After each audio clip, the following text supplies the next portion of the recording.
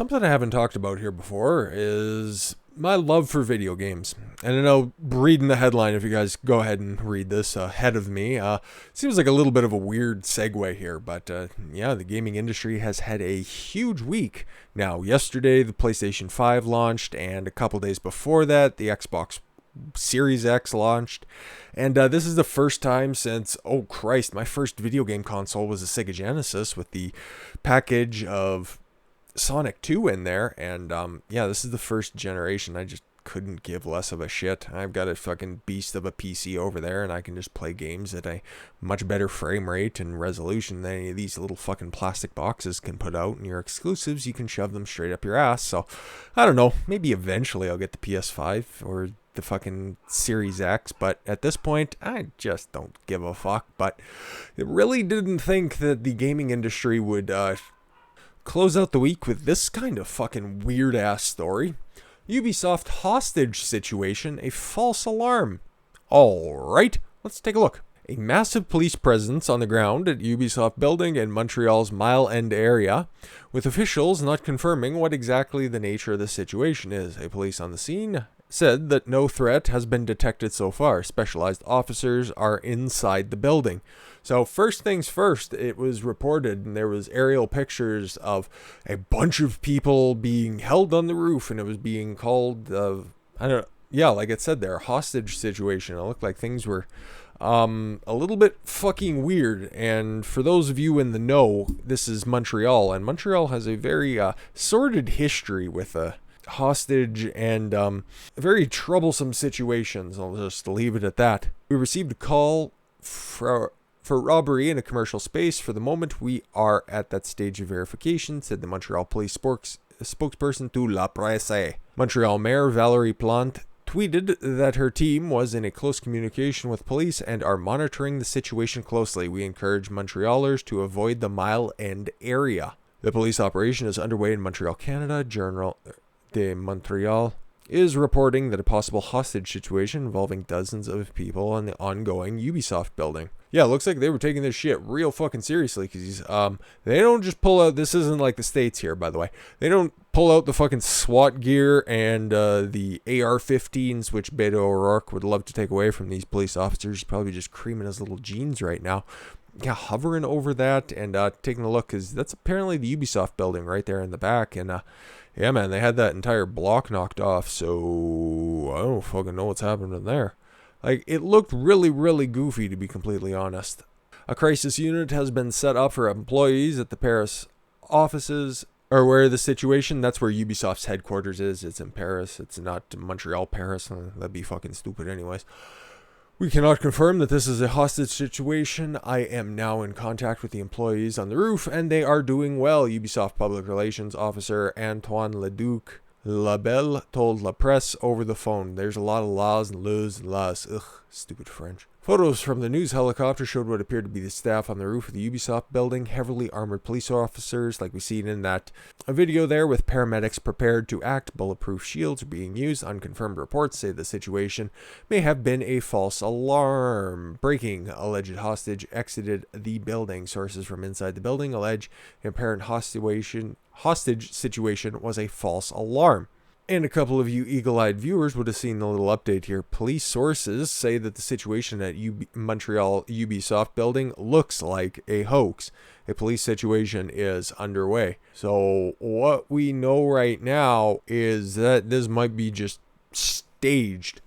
Now, why would Ubisoft go to such lengths like that? Okay, they are one of the bigger game developers out there, and they just launched Assassin's Creed Valhalla, which is their big release for the year. Now, Vikings don't really have anything to do with a rooftop hostage situation, even though that they did their fair amount of pillaging.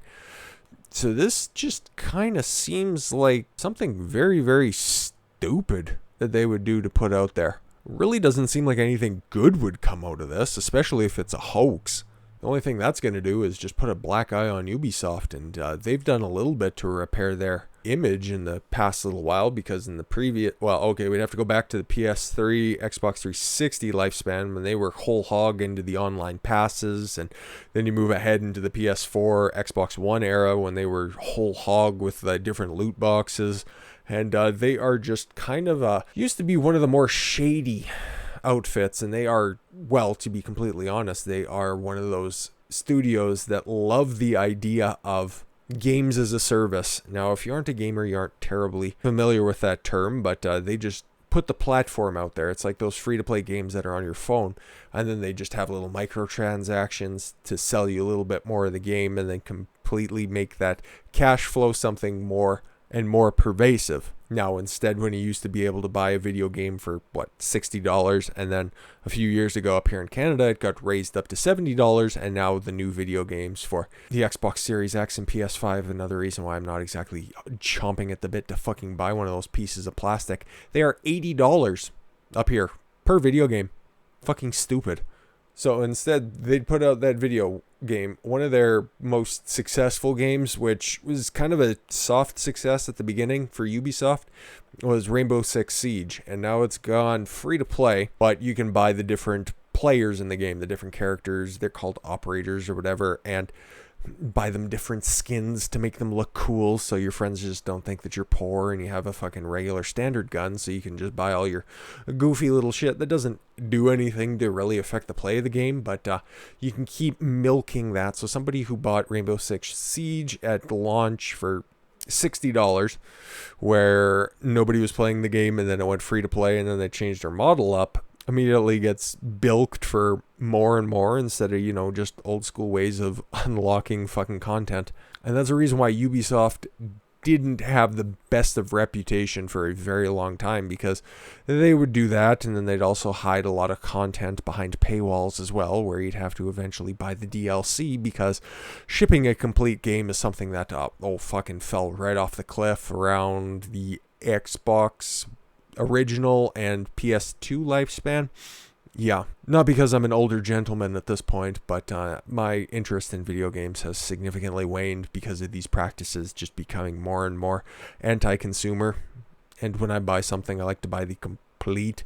Now, it's something totally different if you want to release expansion packs later on, but that's not what they're doing at this point. So I just think that this reflects very badly on Ubisoft. Now, if there was something that was legitimate that happened, but the fact that, well, within a couple of hours of this news story breaking, that there was a hostage situation, and then for it to later come out this was a hoax, boy, is that not going to affect or reflect well on a company that's been very slowly rehabbing their image.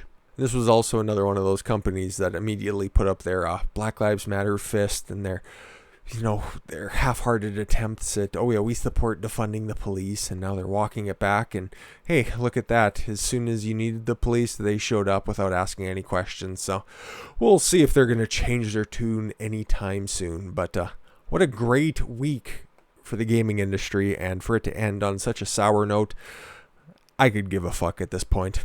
Anyways, guys, thank you all very much for the gift of your time. I've been Don Consuelo. I want you to follow your gut and get after it. Take care, everyone.